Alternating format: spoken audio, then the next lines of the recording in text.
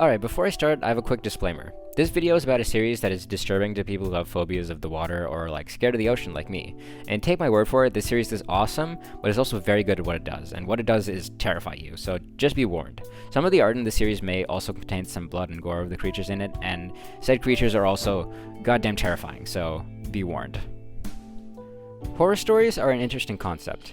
To go into something with the goal of being scared is a large commitment for people, but despite this, horror still remains a top genre among movies and other collections of media. For me particularly, horror is intriguing. I don't enjoy the cheap thrills it affords in terms of adrenaline-inducing jump scares and cheap scenes filled with shocking amounts of gore, but despite that, I still continue to read, watch, and play through anything that is designed to instill me with fear. Is it in search of something truly terrifying, or do I do it in some elaborate form of self-torture? Who can tell, but at my best guess, what I truly find interesting about horror is the methodology behind it. I'm not as much interested in being scared by the series in question as I am interested in how the series goes about accomplishing that. It's a great time seeing each author's take on what a tale filled with fear truly is. Some of them succeed in their goal and not only scare you, but also leave you with a long-lasting impact, whether that be through the story, world building, or just visual depth. I mean, true, some of them also fail miserably, and in their quest to be taken seriously end up looking more like a 13-year-old's scariest nightmare with shocking twists, exciting actions, and gasp, blood. But despite these flops, I do take it upon myself to explore as many horror titles as I can. Except movies. I don't do horror movies. Don't ask me why, I don't know, I just can't. But probably one of the most terrifying stories I've ever read in terms of concept, execution, and sheer jaw-dropping spectacle is Leviathan. And the weirdest thing about this story is that it's not even classified as a horror story. Well, I guess it's called a tragedy, so maybe that counts, but yeah. The way I discovered this was interesting too. I was scrolling through a webcomic page on my phone late at night, like I usually do, and I was getting kind of bored. I'd been reading a different, darker series before that didn't really do much for me, so I was looking for something else to read until I fell asleep. With the limited mental capacity my sleep-deprived brain had, I came up with the directive, sad story bad, look for big explosion action story. And so while scrolling, I came across a series with tags of action, adventure, and fantasy, and I was like, it's perfect. So I went into the story expecting a fun, action-filled superpower story with some mid-characters and whack tonal issues, and I thought I would finish it in like an hour and go to bed, and then 3 hours later I shut off my phone after going through a literal rollercoaster ride of a story that I was only halfway done with. Alright, that's enough background. It's time to get into it. Okay, so as you can imagine from the title, this story is centered around the ocean. And that was one of the major reasons I stuck with it till the end, because to me, the ocean's fucking terrifying. I was never scared of it as a child. I always thought that it was a fun and cool place to be, but the older I got and the more I read about tales of the monsters that loomed in the depths, I had an epiphany. No thanks, bro. So yeah, I'm now perpetually terrified of the ocean. Not to the point where I won't go into it. I still like the beach and I love swimming, but the concept of the open seas makes me shiver. And I actually thought this was something that was only unique to me, but it's actually more common than I expected. Also, please don't click off, this is important to explaining the story, I swear. Okay, so the main problem I and many others have with the ocean is the mystery, the unknown and the unknowable aspects of it that make it so intriguing. And despite all of the information we have on our planet, the ocean still leaves us so confused on so many different distinct occasions. And that is the exact fear played into by the story of Leviathan. Alright, plot time. Leviathan is a dystopia. It has a lot of the standard tropes of a dystopia, and it has some cliche elements here and there, and I'll just name them to you as we go through in the synopsis. Our tale opens in a ruined city, submerged underneath the waves. Marine life, big and small, are making their way through the serene destruction. Through the darkness emerge two people in full diving suits, wandering through the abyss. They scavenge for materials before loading it onto their small boat, and after they take off all of their diving equipment, we can see that one of them appears to be only a small kid. His name is Boda Ma, and he, along with his dad and sister, Lila, are the only people aboard the ship. And as they go about their day, more and more of the situation in the world is revealed, and you get the appearance that the world is peaceful, if a bit lonely at times. That is, until the sun goes down. As soon as the sun begins to set, a group of alarm clocks start going off in sync, jolting the father of the two children into action. He grabs them and hides below deck, locking the entrance and sealing them in. The shock and terror in both his and his children's face do a great job feeding us anxiety about the coming horrors, and as the chapter comes to an end, we see the sun dip below the horizon as long tentacles extend from below the surface towards the boat, rocking amidst the waves. As the family sits there in a tense silence, the father tries his best to comfort his children, telling them stories about better days, about the warriors who chased away the monsters, about the stars that blanket the sky, and about how the world once was when humanity thrived. And as the scene shifts upwards toward the heavens, we see the moon, broken into fragments, laid out like a puzzle across the sky. This opening is one of the many reasons the story works as well as it does.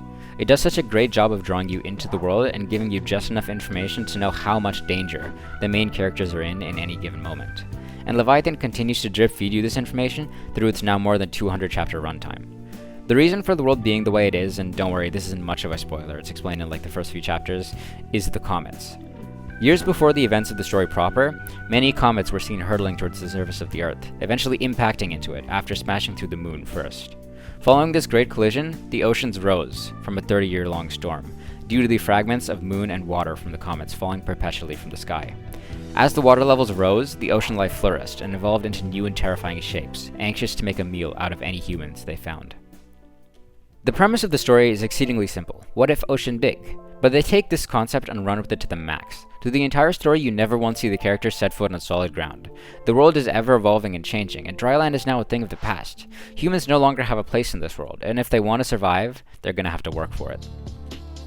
As I said, the story is legitimately unnerving on many occasions, due in large part to the dark, menacing presence that is the ocean, an ever-present reminder that you're never truly safe.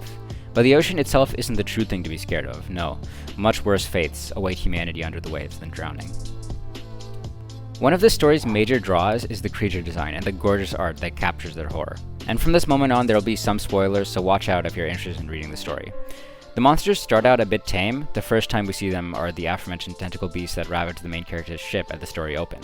But the real terrors come a few chapters after that. As our main characters are going through the sea, they encounter a building sticking out of the ocean.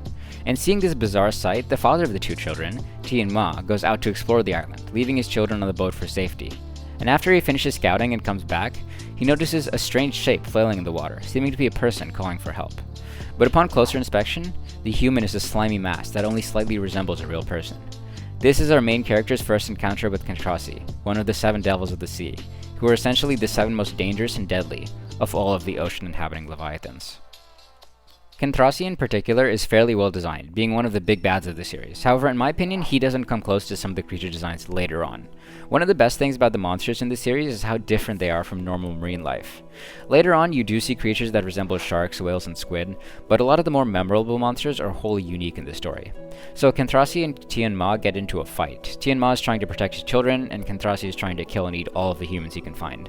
And in the end, Tian-Ma ends up sacrificing himself to kill the beast, sending its remains to the ocean floor and leaving his children alive, but alone. As the children fight to survive on this island, they get attacked by Kentrasi's offspring, who come within an inch of killing them. However, right before the end, they're saved by a harpooner. Harpooners are the warriors of the Leviathan world. They're human warriors trained to the limit to fight Leviathans. Tian-Ma is revealed to have been a harpooner in the past, and a great one at that. He had a tattoo with 6 stars on it, showing that he had killed over 600 Leviathans in his time among the harpooners. And it's a 3-star harpooner that saves his children.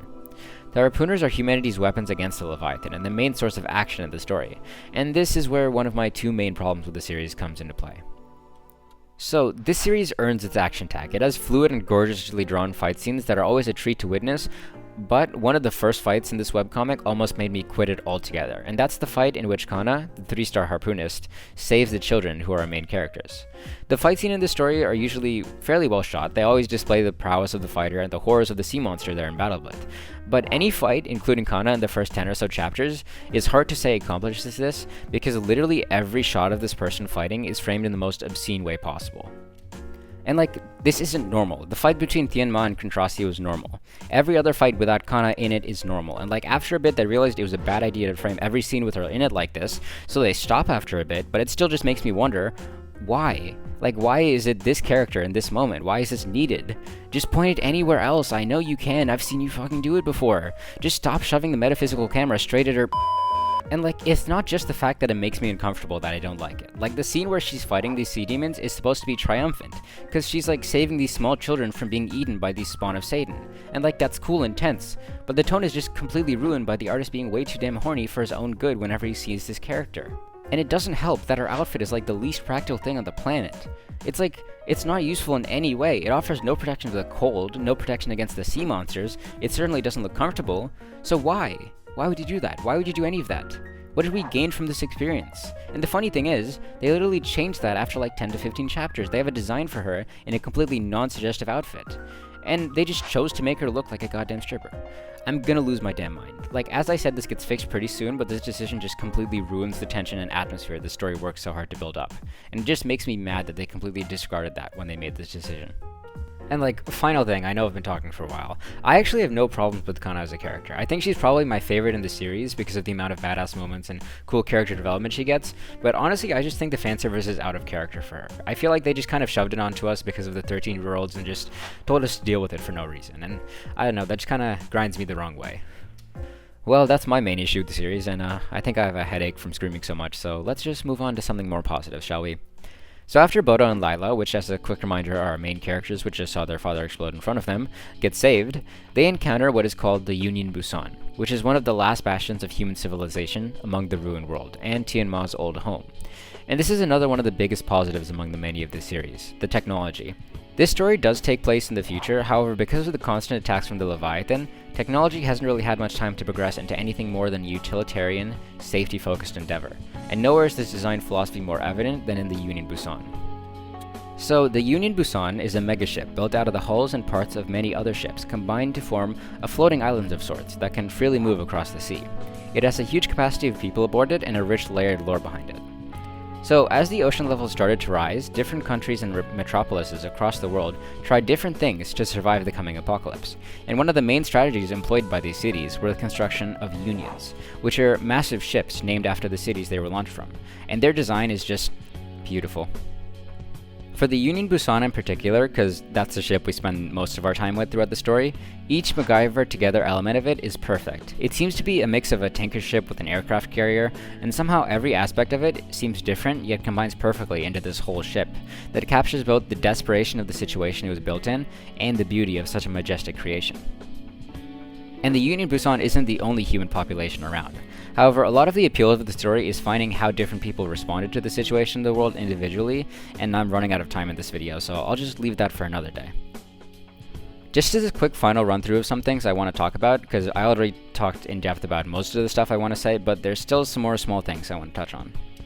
So the pacing of the story is good, however there's one aspect of it that I really dislike. So after the main character's father dies, there was a time skip coming. I knew it was in the works, I knew it was coming, but every time I expected something of that nature, I got majorly cockblocked. This story never knows when to slow down. There's so many occasions that feel like they deserved more time to establish a status quo before it's broken, but instead the story just kind of rushes to the next action beat or terrifying scene with little space for breathing room in the middle. This kind of just makes the story feel way too fast in some places, but it does fit the frantic, tense tone, so I can kind of forgive it for that. In addition to that, the characters are pretty good. They can be a bit tropey at times, and like that's just a general rule for the series. There's some very commonplace tropes for post-apocalyptic series that can be found here, but they all like fit into the premise of the ocean having risen very well, so again, it can be forgiven. And final thing, as I said briefly before, the art is amazing and one of the best things about this series. I'm really hoping I was able to show you guys how good some of the shots in this video are, because this is my first time doing a webtoon kind of series in a video, but again, I just want to highlight, the art is insane. Okay, I think I finally got everything out of the way that I wanted to talk about. Alright, it's outro time. Thanks so much for watching, guys. I have my fingers crossed that this comes out on time, but I do not have much confidence in that, because this is almost a 6-page script, and for context, my longest video is the Breaker one, which is about 4 to 5 pages long. So yeah, maybe not the best choice when I'm attempting weekly uploads, but I don't care. I like this series way too much to not talk about it now. I was trying to think about what to make a video on, and literally that exact day I realized this is just the perfect series. So depending on how long this audio come out to, I have about 5 to 6 days to edit this video, which is like frick, but yeah, hopefully you enjoyed. Again, share this video with anyone you think would like it. Like, comment, subscribe, and see you again next week. Bye-bye.